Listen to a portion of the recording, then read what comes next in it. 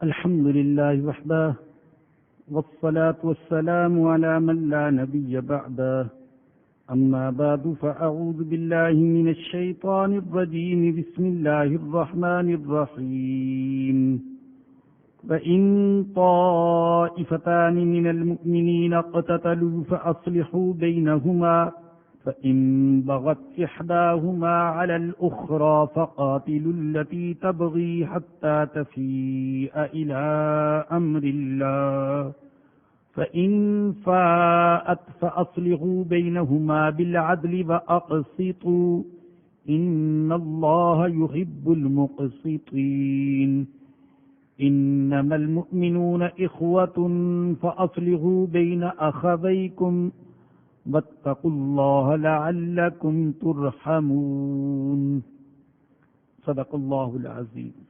سورہ حجرات کی 18 آیات میں سے 8 آیات کا درس ہو چکا۔ آج ہم 9ویں آیت سے درس کا آغاز کر رہے ہیں۔ اللہ فرماتے ہیں وَإِن طَائِفَتَانِ مِنَ الْمُؤْمِنِينَ اقْتَتَلُوا فَأَصْلِحُوا بَيْنَهُمَا، اگر مومنوں کی 2 جماعتیں آپس میں لڑ پڑیں تو ان کے درمیان صلح کروا دو۔ فَإِن بَغَتْ إِحْدَاهُمَا عَلَى الْأُخْرَى، اگر ان میں سے ایک جماعت دوسری جماعت پر زیادتی کرے فَقَاتِلُوا الَّتِي تَبْغِي حَتَّى تَفِيءَ إِلَى أَمْرِ اللَّهِ، تو اس جماعت کے ساتھ جنگ کرو جو زیادتی کر رہی ہے یہاں تک کہ وہ جماعت اللہ کے حکم کی طرف لوٹ آئے۔ فرمایا گیا کہ اگر ایمان والوں کی 2 جماعتوں میں جنگ تک نوبت پہنچ جائے تو ان کے درمیان صلح کروا دو۔ صلح کروانا چاہے 2 افراد کے درمیان ہو یا 2 جماعتوں کے درمیان، یہ بہت بڑی نیکی ہے، اتنی بڑی نیکی کہ شاید ہم اس کا تصور بھی نہ کر سکے۔ آپ حدیث سن چکے حضرت ابو درداء رضی اللہ تعالی عنہ کی، بتاتے ہیں کہ ایک دن نبی اکرم صلی اللہ علیہ وسلم نے فرمایا کیا میں تمہیں ایسی نیکی نہ بتاؤں جو نماز سے بھی افضل، روزے سے بھی افضل، صدقہ خیرات سے بھی افضل۔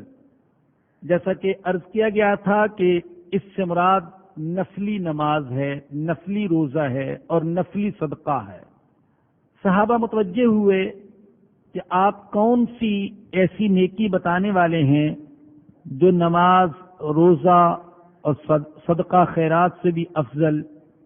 عرض کیا یا رسول اللہ ضرور بتلائیے، تو آپ نے فرمایا کہ صلاح ذات البین، آپس میں تعلق کو درست رکھنا، بگڑے ہوئے تعلق کو ٹھیک کرنا، وفساد ذات البین ہی الحالقہ، اور فرمایا کہ آپس کا فساد یہ مونڈ دینے والی چیز ہے، اور فرمایا کہ یہ بالوں کو مونڈنے والی چیز نہیں بلکہ دین کو مونڈ دینے والی چیز ہے۔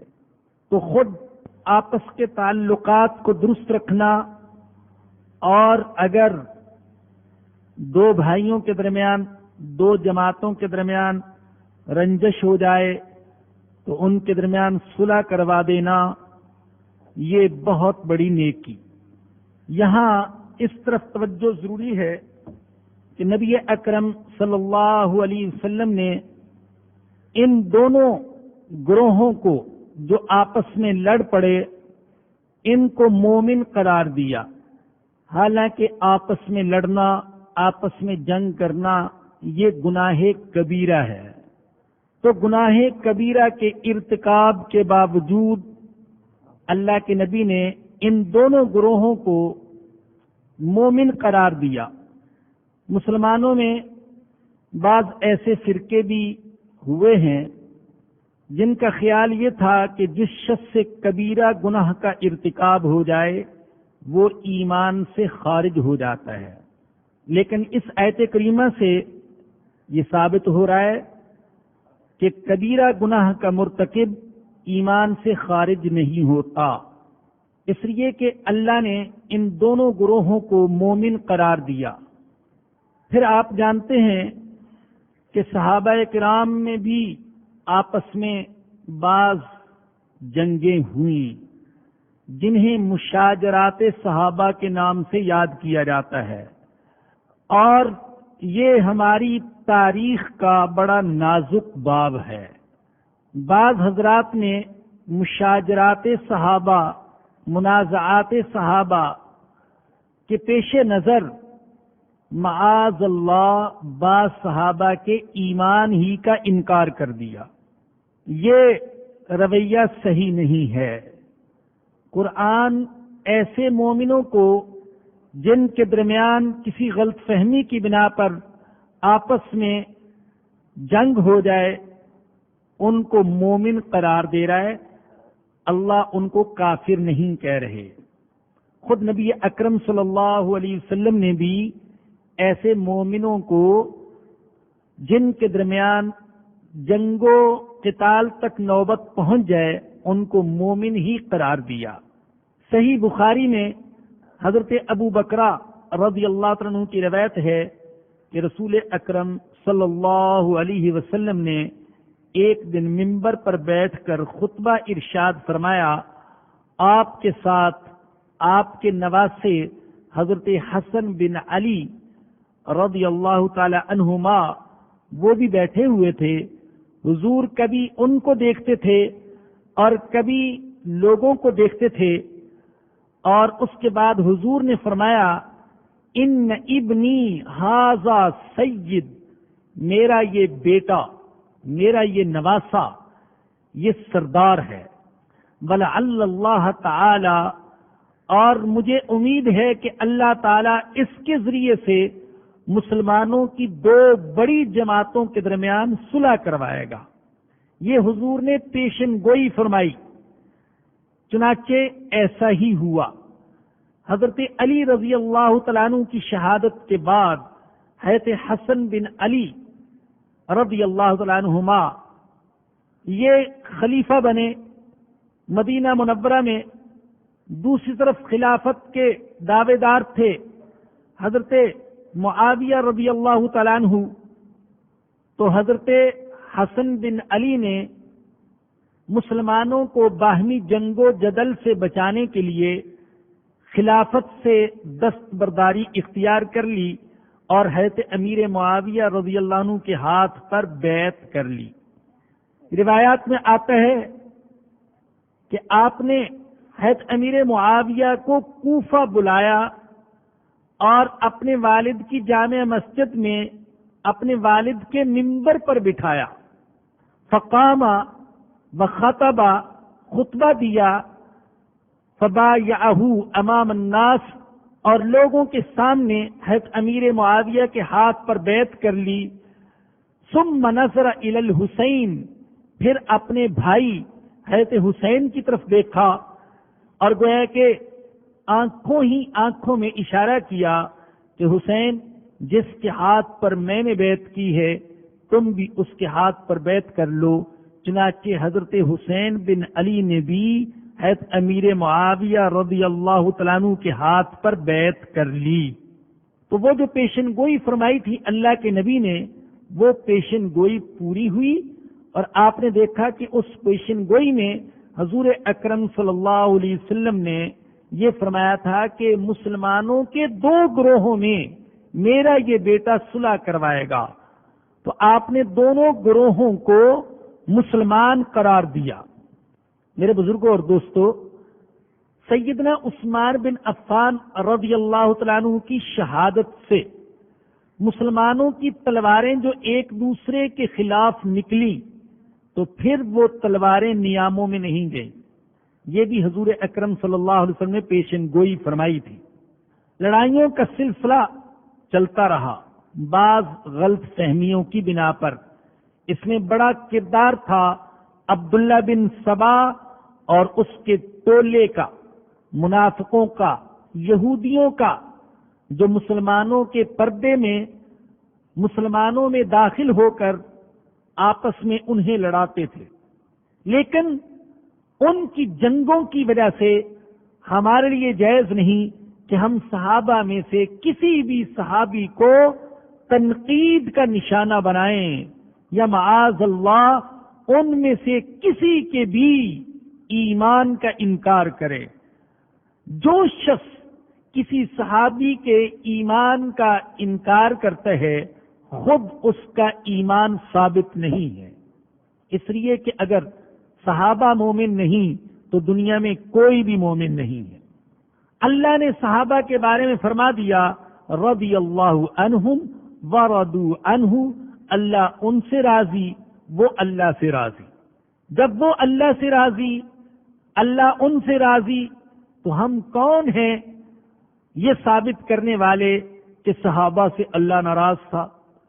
اور پھر اللہ نے فرما دیا تلک امۃ قد خلت لها ما کسبت ولکم ما کسبتم ولا تسألون عما كانوا يعملون، یہ امت گزر چکی، ان کے کام وہ اعمال آئیں گے جو انہوں نے کیے، تمہارے کام وہ اعمال آئیں گے جو تم نے کیے، اور تم سے نہیں اللہ پوچھے گا کہ وہ کیا کرتے رہے۔ جب اللہ کہہ رہے میں تم سے نہیں پوچھوں گا ماضی کے بزرگوں کے بارے میں کہ وہ کیا کرتے رہے، تو ہمیں کیوں اتنی پریشانی ہے کہ معاذ اللہ ہم یہاں تک پہنچ جائیں کہ صحابہ میں سے کسی صحابی پر لان تان کرنا شروع کر دے، گالی گلوچ کریں یا ان میں سے کسی کے ایمان کا انکار کریں۔ تو یہ بڑا نازک باب ہے، اس سے بڑی صفائی کے ساتھ اپنے ایمان کو بچاتے ہوئے گزرنے کی ضرورت ہے۔ ایک بزرگ سے کسی نے صحابہ کی باہمی جنگوں کے بارے میں، لڑائیوں کے بارے میں سوال کیا تو انہوں نے بڑا پیارا جواب دیا، فرمایا کہ تلک دماء قد طہر اللہ منہا یدی فلا اخذب بہا لسانی، صحابہ کے خون سے اللہ نے میرے ہاتھ کو محفوظ رکھا تو میں ان کی عزت و آبرو سے اپنی زبان کو بھی محفوظ رکھنا چاہتا ہوں۔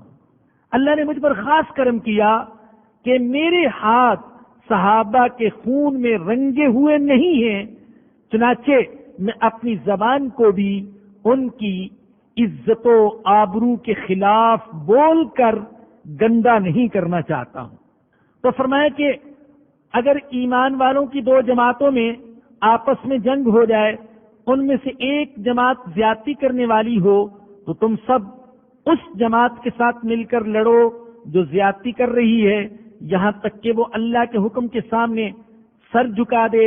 فَإِن فَاءَتْ فَأَصْلِحُوا بَيْنَهُمَا بِالْعَدْلِ وَأَقْسِطُوا، اگر وہ جماعت اللہ کے حکم کے سامنے سر جھکا دے، اس کی طرف لوٹ آئے تو پھر ان کے درمیان صلح کرواؤ عدل کے ساتھ اور انصاف کرو۔ ان اللہ یحب المقسطین، بے شک اللہ انصاف کرنے والوں کو پسند کرتا ہے۔ مسلم اور نسائی میں حضرت عبداللہ بن عمر رضی اللہ عنہ کی روایت ہے کہ رسول اللہ صلی اللہ علیہ وسلم نے فرمایا المقسطون عند اللہ تعالی یوم القیامت علی منابر من نور علی یمین العرش الذین یعدلون فی حکمہم واہلیہم وما ولوا، فرمایا کہ انصاف کرنے والے قیامت کے دن اللہ کے پاس نور کے ممبروں پر ہوں گے، عرش کے دانے ہاتھ میں۔ وہ لوگ جو عدل کرتے تھے اپنے فیصلوں میں، اپنے اہل و عیال میں، اور جس کام کو ان کے حوالے کیا گیا تھا اس کام میں عدل کرنے والے تھے۔ اللہ عدل کو پسند کرنے والے ہیں، بلکہ یہ ارض و سما عدل کی وجہ سے قائم ہے۔ اللہ کو ظلم پسند نہیں ہے، خواہ ظلم کرنے والا تہجد گزار ہی کیوں نہ ہو، عبادت گزار ہی کیوں نہ ہو، اللہ کو ظلم پسند نہیں، اور کسی پر بھی ظلم پسند نہیں، گناہگار پر بھی ظلم پسند نہیں ہے۔ بلکہ میں اگر یوں کہوں کہ کافر پر بھی ظلم اللہ کو پسند نہیں ہے، جانور پر بھی ظلم پسند نہیں، تو یہ بات غلط نہیں ہوگی۔ ایک حدیث میں رسول اللہ صلی اللہ علیہ وسلم نے فرمایا کہ اسلامی مملکت میں رہنے والا کافر جو پرامن طریقے سے رہتا ہے، جو مسلمان اس کی عزت و آبرو اور مال و جان سے کھیلے گا تو قیامت کے دن اس کافر کی طرف سے وکیل بن کر میں آؤں گا۔ کوئی حد ہے؟ ذمیوں کی جان، مال اور عزت و آبرو کی حفاظت کی دنیا کا کوئی قانون شاید ایسا تحفظ نہ دے سکے جو اسلام نے تحفظ دیا۔ اگر کوئی ناواقف مسلمان کسی کافر کی جان اور مال سے کھیلتا ہے تو اسلام اس کا ذمہ دار نہیں ہے، یہ اس کا اپنا فعل اور اپنا عمل ہے۔ تو اللہ عدل کرنے والوں کو پسند کرتا ہے۔ ان اللہ یحب المقسطین۔ آگے فرمایا کہ انما المؤمنون اخوۃ، بے شک ایمان والے بھائی ہیں۔ فاصلحوا بین اخویکم، لوگوں مسلمانوں اپنے دو بھائیوں میں صلح کرا دیا کرو۔ واتقوا اللہ، اللہ سے ڈرتے رہو۔ لعلکم ترحمون، تاکہ تم پر رحم کیا جائے۔ اگر تم اللہ سے ڈرو گے، دو روٹھے ہوئے بھائیوں کے درمیان صلح کروا دو گے تو تم پر اللہ کا رحم نازل ہوگا۔ ایک حدیث سے ثابت ہوتا ہے، نبی اکرم صلی اللہ علیہ وسلم نے فرمایا کہ جھوٹ بولنا جائز نہیں ہے، لیکن دو روٹھے ہوئے بھائیوں کو آپس میں ملانے کے لیے جھوٹ بولنے کی بھی اجازت ہے۔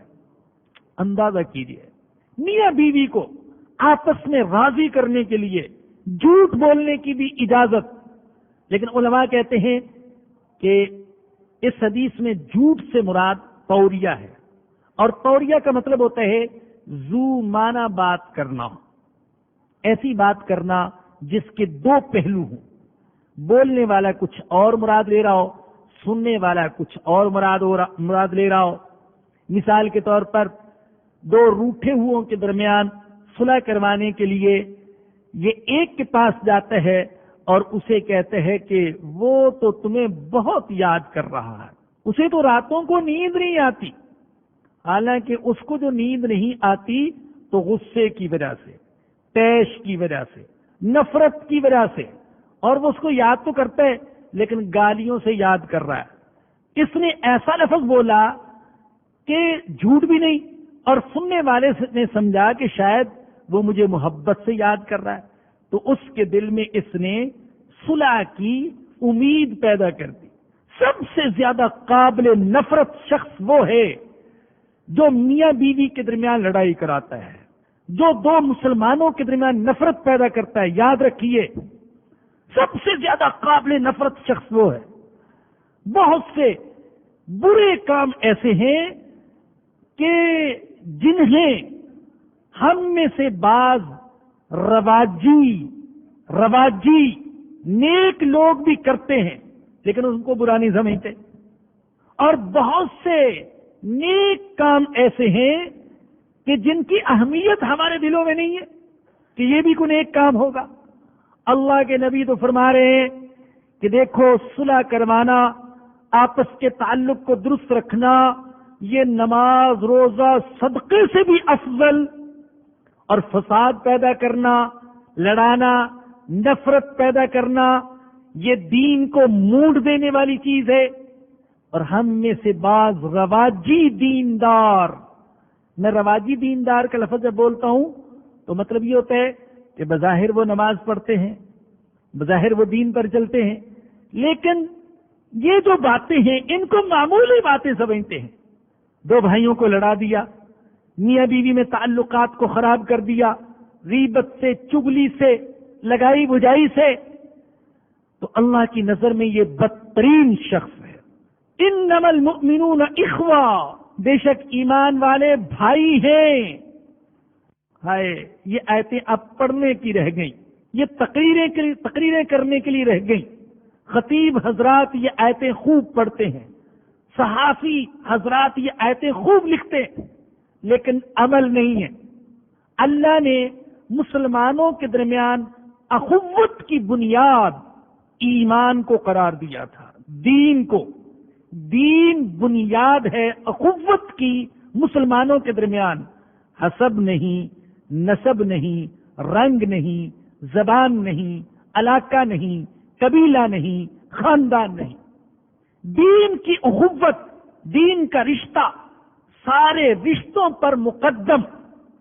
اگر نسب کا اختلاف ہے لیکن دین ایک ہے تو یہ دونوں آپس میں بھائی بھائی ہیں، اور اگر نسب تو ایک ہے لیکن دین ایک نہیں تو دو شخص آپس میں بھائی بھائی نہیں ہو سکتے، حالانکہ ان کا نسب ایک ہے مگر دین ایک نہیں تو وہ بھائی بھائی نہیں ہو سکتے۔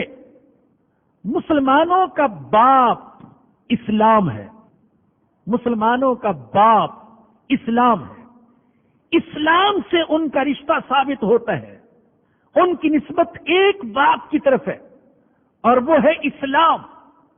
شاعر نے بڑا پیارا شعر کہا، ابی الاسلام لا ابا لی سواہ اذا افتخروا بقیس وتمیم۔ میرا باپ اسلام ہے، اسلام کے علاوہ میرا کوئی باپ نہیں۔ لوگ فخر کرتے ہیں قیسی ہونے پر اور تمیمی ہونے پر، اور میں فخر کرتا ہوں مسلمان ہونے پر۔ مسلمانوں کا باپ اسلام۔ یہ اسلام کا رشتہ کالے اور گورے کو، عربی اور اجمی کو، امیر اور غریب کو، چھوٹے اور بڑے کو آپس میں بھائی بھائی بنا دیتا ہے۔ چنانچہ نبی اکرم صلی اللہ علیہ وسلم کے دربار میں دیکھیے، حضرت سلمان فارسی ہیں، حضرت بلال حبشی ہیں، حضرت صہیب رومی ہیں، حضرت عداس نینوائی ہیں، حضرت ابو ذر غفاری ہیں، حضرت ابو سفیان اموی ہیں اور حضرت ابی تائی ہیں، لیکن سارے کے سارے بھائی بھائی ہیں۔ اور انما المؤمنون اخوۃ کی تصویر ہے، انما المؤمنون اخوہ، بے شک ایمان والے بھائی بھائی۔ یہ رشتہ ایمانی اخوت کا رشتہ جب تک مسلمانوں کے درمیان باقی تھا تو مسلمان دنیا پر غالب تھے۔ صحابہ اکرام کو جو قوت حاصل ہوئی دو چیزوں کی وجہ سے، ایک کامل ایمان کی وجہ سے اور دوسرا دینی اخوت کے رشتے کی وجہ سے۔ اس رشتے کو وہ سارے رشتوں پر مقدم رکھتے تھے۔ آپ جانتے ہیں کہ حضرت امیر معاویہ اور حضرت علی رضی اللہ عنہما کے درمیان باہمی غلط فہمیوں کی وجہ سے جنگ تک نوبت پہنچ گئی۔ کہتے ہیں کہ اسی زمانے میں روم کے بادشاہ نے حضرت امیر معاویہ کو خط لکھا جس میں اس نے پیشکش کی کہ میں علی کے خلاف تمہاری مدد کے لیے اپنا لشکر بھیجنے کے لیے تیار ہوں۔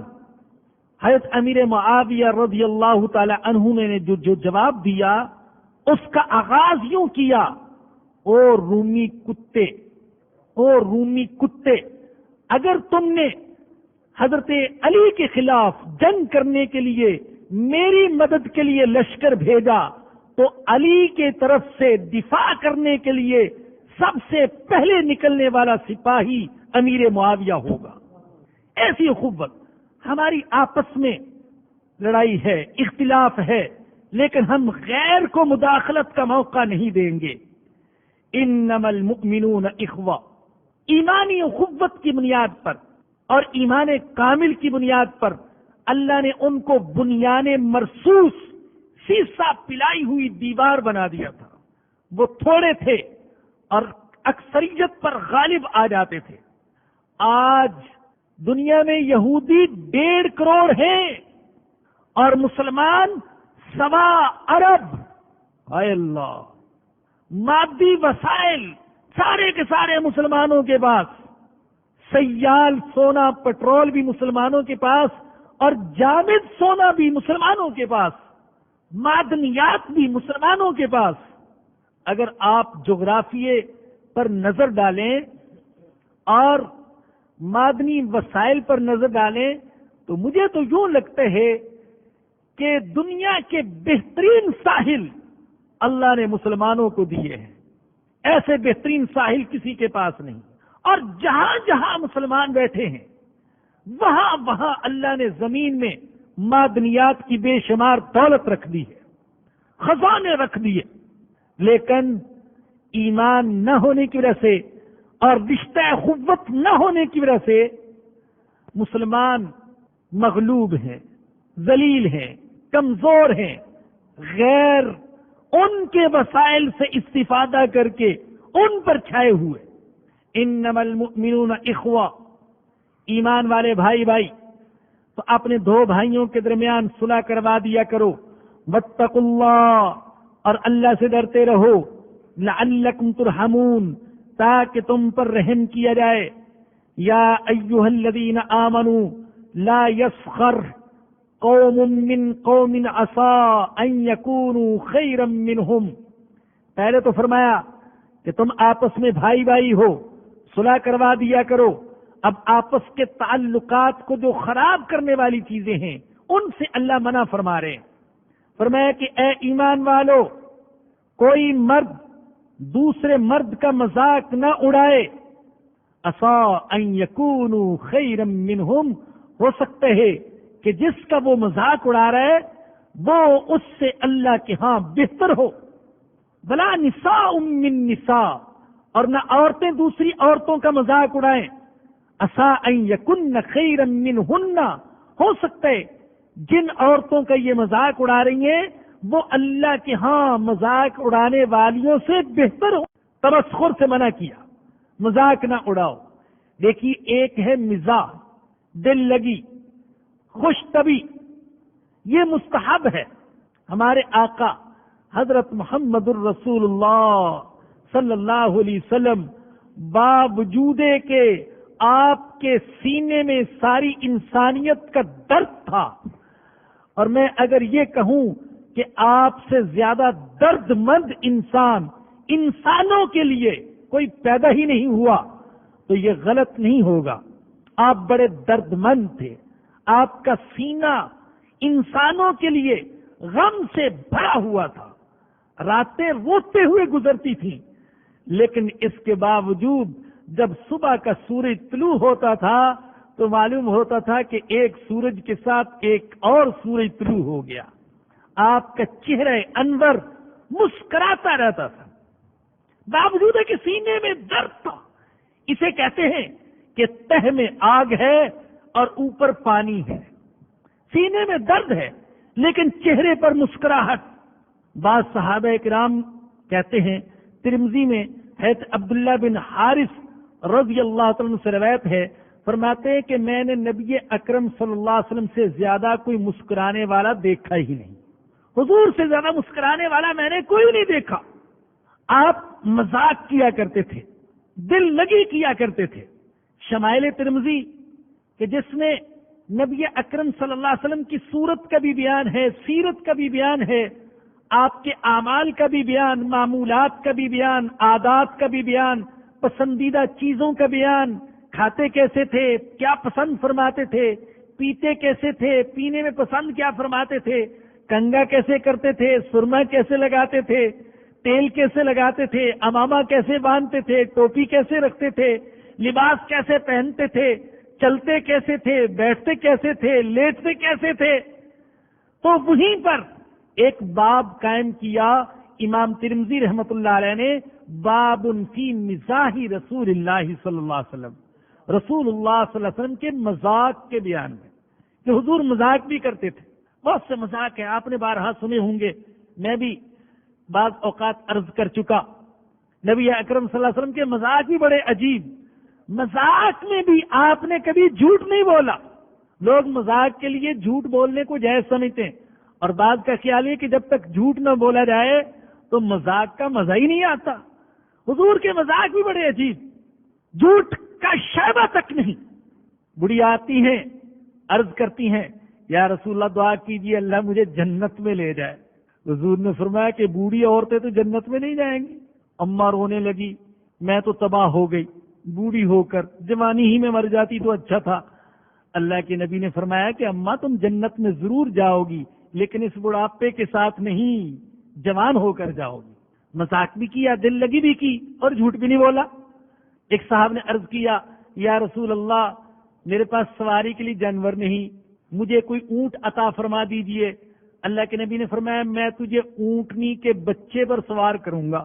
کہتا ہے یا رسول اللہ میں اونٹنی کے بچے کو کیا کروں گا؟ گویا کہ کہنا یہ چاہتے ہیں وہ بچہ میرے اوپر سوار ہوگا یا میں اس کے اوپر سوار ہوں گا۔ حضور نے فرمایا تمہیں کوئی ایسا اونٹ معلوم ہے جو کسی اونٹنی کا بچہ نہ ہو؟ ہر اونٹ اونٹنی ہی کا تو بچہ ہے۔ تو اس طرح کے مذاق اور دل لگی آپ صحابہ سے فرمایا کرتے تھے۔ ایک صحابی کے کان بڑے، حضور نے کہہ دیا یا ذل اذنین، اور دو کانوں والے۔ کان تو سب کے ہی ہوتے ہیں لیکن حضور نے یوں فرما کر دل لگی کر دی۔ اور صحابہ بھی عجیب تھے، حضور اکرم صلی اللہ علیہ وسلم دل لگی میں کوئی بات کہہ دیتے تھے تو وہ اس کو بھی اپنی زندگی کا حصہ بنا لیتے تھے۔ آپ سن چکے حضرت ابو محذورہ کے سر پر ہاتھ رکھ دیا تو انہوں نے زندگی بھر بال ہی نہیں کٹوائے کہ ان بالوں کو حضور کے مبارک ہاتھ لگے تھے۔ حضرت ابو ہریرہ کو دیکھا کہ بلی کے ساتھ بڑی دلچسپی، ہر وقت بلی کو اٹھائے اٹھائے پھرتے ہیں، فرما دیا ابو ہریرہ۔ تو یہ نام ان کو اتنا پسند آیا کہ لوگ ان کا اصل نام بھول ہی گئے۔ محدثین ان کا اصل نام تلاش کرنے میں بڑی محنت کرتے ہیں، پھر بھی کہتے ہیں کہ غالب گمان یہ ہے کہ ان کا نام یہ ہوگا، یقینی طور پر نہیں کہتے۔ ابو ہریرہ غالب آ گیا۔ حضرت علی کو کہہ دیا بو تراب، ارے مٹی والے۔ حضرت علی نے اپنی کنیت ابو الحسن نہیں رکھی، ابو الحسین نہیں رکھی، بلکہ اپنی کنیت ابو تراب رکھی، حالانکہ حضور نے تو دل لگی میں فرمایا تھا۔ تو مزاح اور دل لگی تو حضور کی سنت ہے۔ حضرت عبداللہ بن عمر رضی اللہ عنہ سے روایت نبی اکرم صلی اللہ علیہ وسلم نے فرمایا اعمال میں سے سب سے پسندیدہ عمل یہ ہے کہ کسی مسلمان کا دل خوش کر دو، دل لگی کے ساتھ، مسافے کے ساتھ، اس کا حال پوچھ کر، محبت کا اظہار کر کے، وہ بھوکا ہے تو اس کو کھلا کر، وہ پیاسا ہے تو اس کو پلا کر اس کا دل خوش کر دو۔ ارے جاتا کیا ہے تمہارا؟ اللہ کے نبی نے فرمایا کہ تم کسی مسلمان کے ساتھ مسکراتے ہوئے چہرے کے ساتھ ملو تو یہ بھی صدقہ ہے، اس کو صدقہ قرار دیا۔ تو مزاح اور دل لگی اور خوش طبعی یہ تو پسندیدہ چیز، لیکن تمسخر یہ قابل نفرت چیز ہے۔ تمسخر میں دو چیزیں ہیں، تکبر اپنے آپ کو بڑا سمجھنا اور دوسرے کو حقیر سمجھنا۔ فرمایا کہ مذاق نہ اڑاؤ، ہو سکتا ہے جس کا مذاق اڑا رہے ہو وہ تم سے بہتر ہو، اس لیے کہ کسی کے بہتر اور کسی کے بدتر ہونے کا فیصلہ اس دنیا میں نہیں ہوگا، اس دنیا میں ہوگا، آخرت میں فیصلہ ہوگا کون بہتر ہے اور کون بدتر۔ ایک حدیث میں رسول اللہ صلی اللہ علیہ وسلم نے فرمایا، بخاری کتاب التفسیر میں روایت ہے، قیامت کے دن ایک شخص آئے گا، الرجل العظیم السمین، بہت بڑا آدمی، بہت موٹا آدمی۔ موٹے سے مراد یہ نہیں ہے کہ اس کی توند نکلی ہوگی، موٹے سے مراد یہ کہ بڑی قد آور شخصیت، دنیا میں جس کو بہت بڑی چیز سمجھا جاتا تھا وہ آئے گا، لا یزن عند اللہ جناح بعوضہ، لیکن اللہ کے نزدیک مچھر کے پر کے برابر بھی اس کا وزن نہیں ہوگا۔ اللہ ہمارے معیار کا پابند نہیں ہے کہ ہم جس کو بڑا سمجھتے ہیں تو اللہ بھی اس کو بڑا سمجھے۔ ہو سکتا ہے بہت سے لوگ جن کو دنیا والے حقارت کی نظر سے دیکھتے ہیں، ان کی غربت کی وجہ سے، ان کے لباس کی وجہ سے، ان کی سادگی کی وجہ سے وہ اللہ کے ہاں بڑے قیمتی ہوں، اور دنیا والے جن کو بڑے بڑے سمجھتے ہیں اللہ کے ہاں ان کی کوئی بھی قدر و قیمت نہ ہو۔ تو فرمایا کہ مذاق نہ اڑاؤ، ہو سکتا ہے جن کا مذاق اڑا رہے ہو وہ تم سے بہتر ہوں۔ وَلَا تَلْمِزُوا أَنفُسَكُمْ، اور آپس میں ایک دوسرے کو عیب نہ لگاؤ۔ لمز اور تمسخر، ان دونوں میں فرق کیا ہے؟ تمسخر ہوتا ہے ہنسانے کے لیے، مذاق اڑاتا ہے حقیر سمجھ کر اور ہنسانے کے لیے، اور لمز کا معنی ہے کسی کے عیب تلاش کرنا اور اس کے عیوب کو نشانہ بنانا، اسے ذلیل کرنے کے لیے۔ فرمایا گیا کہ ویل لکل ہمزہ لمزہ، ہلاکت اور خرابی ہے اس شخص کے لیے جو عیب بیان کرتا ہے، جو تانے دیتا ہے سامنے یا پیٹھ پیچھے۔ اور حضرت ابن مسعود رضی اللہ تعالیٰ عنہ سے روایت ہے، نبی اکرم صلی اللہ علیہ وسلم نے فرمایا لیس المؤمن بالطعان ولا باللعان، مومن نہ تو تانا دینے والا ہوتا ہے اور نہ ہی لعنت کرنے والا ہوتا ہے۔ فرمایا کہ ولا تلمزوا انفسکم، آپس میں ایک دوسرے کو عیب نہ لگاؤ، ولا تنابزوا بالالقاب، اور نہ کسی کو برے لقب دو، کسی کا نام نہ بگاڑو، کسی کو برے نام سے نہ پکارو۔ مسلمان ہے اور اس کو کہتا ہے یا کافر، یا منافق، معاذ اللہ، یا کلب اور کتے، یا حمار اور گدے، منع فرمایا ایسے نہ کرو۔ بعض لوگ ناموں کو ایسے بگاڑتے ہیں کہ اللہ اور اس کے رسول کے ناموں کا بھی لحاظ نہیں کرتے۔ دیہاتیوں کو دیکھا نام ہے عبد الرحمن اور کہتے مانا، نام ہے محمود اور بنا دیتے مودا۔ آج کل اخباروں میں دیکھا کوئی بہت بڑا جرائم پیشہ، بڑا افسوس بھی ہوتا ہے، تو لکھا ہوتا ہے رحمان ڈکیت۔ رحمان اللہ کے ناموں میں سے نام ہے، قل ادعوا اللہ ابد الرحمان، سوائے روزنامہ اسلام کے کہ وہ عبد الرحمان ڈکیت لکھتے ہیں، باقی سب یہ لکھ رہے ہیں، توجہ ہی نہیں ہے کہ اللہ کا نام بگاڑا جا رہا ہے۔ تو لوگ ناموں کو بگاڑتے ہیں اپنی طرف سے، نام کسی کو اندھا، کسی کو کانا۔ فرمایا کہ ایسے مت کرو، برے نام نہ ڈالو، کسی کو حقیر سمجھ کر اس طریقے سے نہ پکارو۔ ولا تنابزوا بالالقاب، نہ کسی کو برے لقب دو۔ بئس الاسم الفسوق بعد الایمان، ایمان کے بعد فسق برا نام ہے۔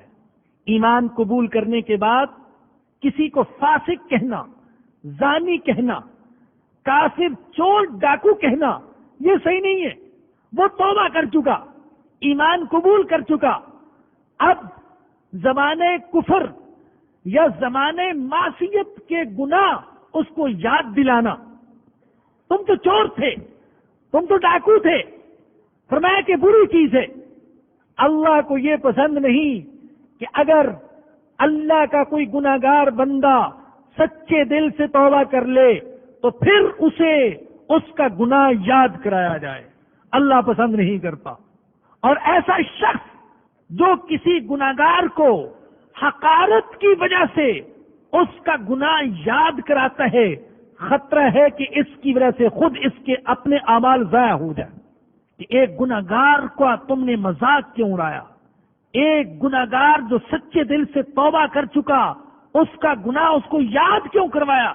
اس کے اپنے اعمال ضائع ہو سکتے ہیں۔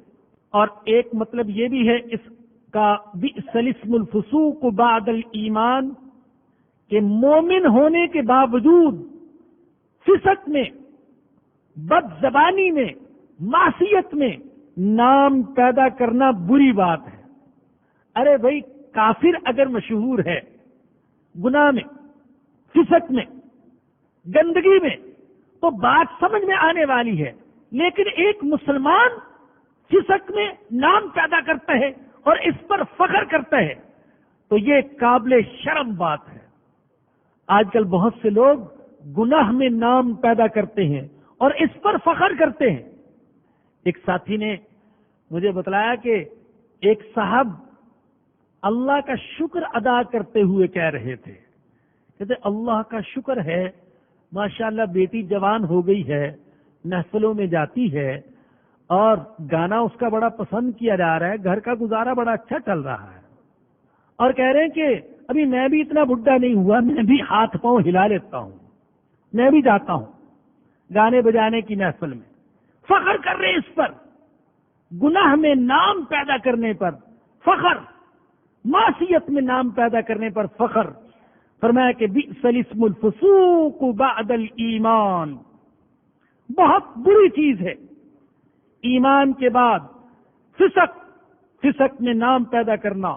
ومن لم یتب فاولئک هم الظالمون، اور جو توبہ نہیں کریں گے تو یہی ظالم ہیں. یا ایھا الذین آمنوا اجتنبوا کثیرا من الظن، بیان ہو رہے ان اعمال کا، ان برے اخلاق کا، ان اسباب کا جو آپس میں نفرت پیدا کرتے ہیں، تعلقات کو خراب کرتے ہیں. فرمایا کہ اے ایمان والو، زیادہ گمان کرنے سے بچو. ان بعض الظن اسم، بے شک بعض گمان گناہ ہے. ہر گمان گناہ نہیں ہے، بعض گمان گناہ ہے. حکم ہمیں یہ دیا گیا کہ اللہ کے بارے میں اچھا گمان رکھو، اور اللہ کے بارے میں اچھا گمان رکھنے کا ایک مطلب یہ ہے، نمایاں مطلب، کہ انشاءاللہ اللہ میرے ساتھ اچھا معاملہ کرے گا. حدیث میں آیا، نبی اکرم صلی اللہ علیہ وسلم نے فرمایا کہ اللہ بندے کے ساتھ ویسا ہی معاملہ کرتے ہیں جیسا کہ بندہ اللہ کے بارے میں گمان رکھتا ہے. جیسا وہ گمان رکھتا ہے ویسا ہی معاملہ اللہ اس کے ساتھ کرتا ہے. ایک حدیث میں آتا ہے، نبی اکرم صلی اللہ علیہ وسلم ایک بڑے میاں کی بیمار پرسی کے لیے گئے، اور آپ نے فرمایا کہ لا بأس طہور انشاءاللہ تعالی، پریشان نہ ہوں، اللہ پاک آپ کو ٹھیک کر دے گا. بیمار تھے وہ، تو میں پریشان نہ ہوں، اللہ آپ کو ٹھیک کر دے گا. جب تم اللہ کے بارے میں یہی گمان رکھتے ہو کہ اللہ مجھے تندرست نہیں کر سکتا، نہیں کرے گا، تو ٹھیک ہے بھائی، بیمار ہی رہو. کیسے ہی حالات کیوں نہ ہو، ایک سچے مسلمان کو اللہ کے بارے میں ہر وقت اچھا گمان رکھنا چاہیے اور امید رکھنی چاہیے، اللہ میرے ساتھ انشاءاللہ اچھا معاملہ کرے گا. یہ الگ بات ہے کہ ہم کہتے ہیں کہ کچھ نہ کچھ عمل بھی کرتے رہیں، صرف حسن ظن ہی نہ ہو، صرف امید ہی نہ ہو، ڈر بھی ہو، عمل بھی ہو، لیکن اچھا گمان بھی رکھیں. اور سچی بات تو یہ ہے کہ ہمارے پاس، میں اپنے بارے میں کہہ رہا ہوں، سوائے اللہ کی رحمت سے امید رکھنے کے اور اللہ کے بارے میں اچھا گمان رکھنے کے کوئی عمل نظر ہی نہیں آتا. بس یہی ہے کہ امید ہے کہ اللہ معاف فرما دے گا. اپنے اعمال کے بلبوتے پر ایسا یقین نہیں ہے کہ یقیناً ہم جنتی ہوں گے، لیکن اللہ کی رحمت سے امید ہے. تو اللہ کے بارے میں اچھا گمان رکھا جائے. تو بعض گمان اچھے ہیں، اسی طریقے سے حکم دیا گیا کہ اللہ کے بندوں کے ساتھ بھی اچھا گمان رکھا جائے، خام خواہ برا گمان نہ رکھا جائے. بعض لوگ ایسے ہوتے ہیں، ان کی عادت ہوتی ہے ہر کسی کے بارے میں بدگمانی کرنا، یہ ایسا ہوگا، یہ ویسا ہوگا، یہ وہاں جا رہا ہوگا، اس نے یوں کیا ہوگا. یہ بدگمانی گھر کے گھر اجاڑ دیتی ہے، خاندان کے خاندان تباہ ہو جاتے ہیں اس بدگمانی کی وجہ سے.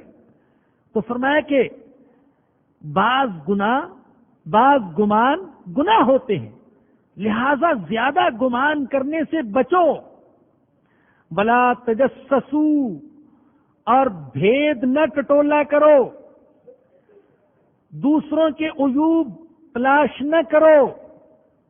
چھپ کر باتیں سننا، دوسروں کے خطوط پڑھنا، کسی کے گھر میں تاک جھانک کرنا، یہ ساری صورتیں ہیں بھید ٹٹولنے کی، راز نکالنے کی، اس سے منع کیا گیا. اللہ اکبر. حضرت ابو برزہ اسلمی رضی اللہ عنہ سے ابو داؤد میں روایت ہے، نبی اکرم صلی اللہ علیہ وسلم نے فرمایا، اے وہ لوگو کہ اپنی زبان سے تو ایمان لائے ہو لیکن تمہارے دل میں ابھی تک ایمان داخل نہیں ہوا، دوسروں کے عیوب تلاش مت کرو.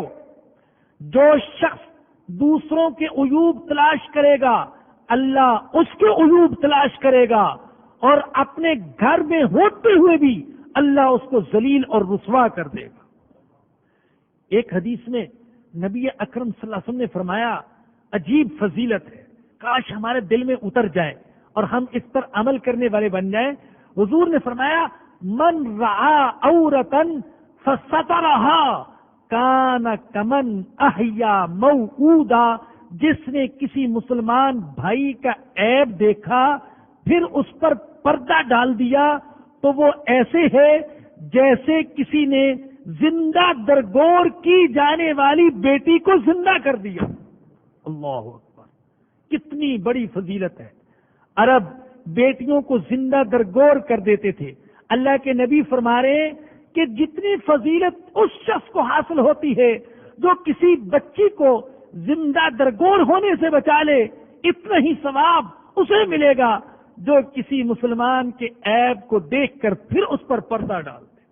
بہت بڑی فضیلت ہے، کاش ہمارے دلوں میں اتر جائے۔ آج ہم دوسروں کے عیوب تلاش کرنے میں لگے رہتے ہیں، اور میں سمجھتا ہوں کہ اس کی سب سے بڑی وجہ یہ کہ ہماری اپنے عیوب پر نظر نہیں ہے۔ نہ تھی حال کی جب ہمیں اپنی خبر، رہے دیکھتے اوروں کے عیب و ہنر، پڑی اپنی برائیوں پر جو نظر تو نگاہ میں کوئی برا نہ رہا۔ کبھی ہم فرصت میں اگر بیٹھیں اپنے عیوب کی فہرست بنائیں کہ میرے اندر کتنے عیوب ہیں، میں کتنے گناہوں میں مبتلا ہوں، میں نماز میں سستی کرتا ہوں، میں زکوٰۃ میں سستی کرتا ہوں، میرے اندر اللہ کی راہ میں خرچ کرنے کا کوئی جذبہ نہیں، میں غیبت کرتا ہوں، میں چغلیاں کرتا ہوں، میں جھوٹ بولتا ہوں، میں ملاوٹ کرتا ہوں۔ اگر ہم میں سے ہر ایک اپنے عیوب تلاش کرنا چاہے تو نامعلوم کتنے عیوب جمع ہو جائیں گے، لیکن ہم اپنے عیوب پر نظر نہیں ڈالتے، دوسروں کے عیوب تلاش کرنے کی کوشش کرتے ہیں۔ تو فرمایا کہ جو دوسروں کے عیوب تلاش کرے گا اللہ اس کو رسوا کر دے گا۔ تو منع فرمایا، وَلَا تَجَسَّسُوا، بھید نہ ٹٹولا کرو، عیوب نہ تلاش کیا کرو۔ یہ حکم صرف افراد کو نہیں، حکومتوں کو بھی ہے۔ لا تجسسوا، بھید نہ ٹٹولا کرو۔ اگر عیوب تلاش کرو گے تعلقات درست نہیں رہ سکیں گے۔ ہر شخص کے اندر کوئی نہ کوئی کمزوری ہوتی ہے۔ اس دنیا میں انسان رہتے ہیں، فرشتے نہیں رہتے۔ ہر ایک کے اندر کوئی کمزوری، کوئی ولی اللہ ہی کیوں نہ ہو اس کے اندر بھی کوئی کمزوری ہوگی۔ تو اگر ہم کمزوریاں ہی تلاش کرنا شروع کر دیں تو پھر تعلقات درست نہیں رہ سکتے۔ بیٹا باپ کی کمزوریاں تلاش کرتا رہے تعلق درست نہیں رہ سکتا۔ باپ بیٹوں کی کمزوریاں ہی تلاش کرتا رہے تعلقات درست نہیں رہ سکتے، حالانکہ کتنا قریبی رشتہ ہے۔ دوستیاں نہیں رہ سکتی اگر ہم عیوب ٹٹولیں۔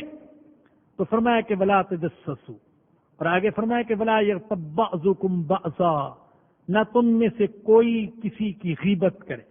بات آگے لمبی ہے، موضوع چلے گا انشاءاللہ العزیز، اگلے درس میں اس کو مکمل کیا جائے گا۔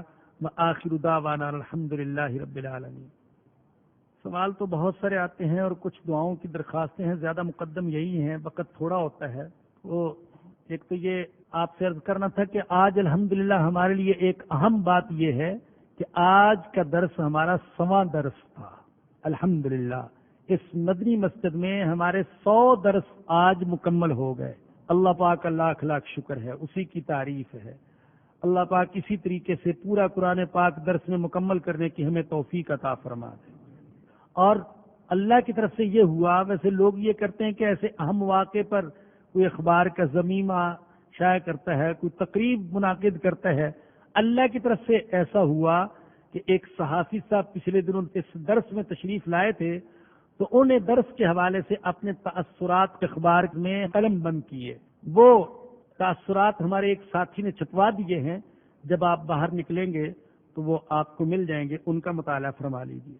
ہوسٹن امریکہ سے مریم، وہ فرماتی ہیں کہ میں اور میری والدہ پابندی سے انٹرنیٹ پر درس سنتے ہیں، اگر ہم کراچی میں ہوتے تو حاضرین میں شمار ہوتے۔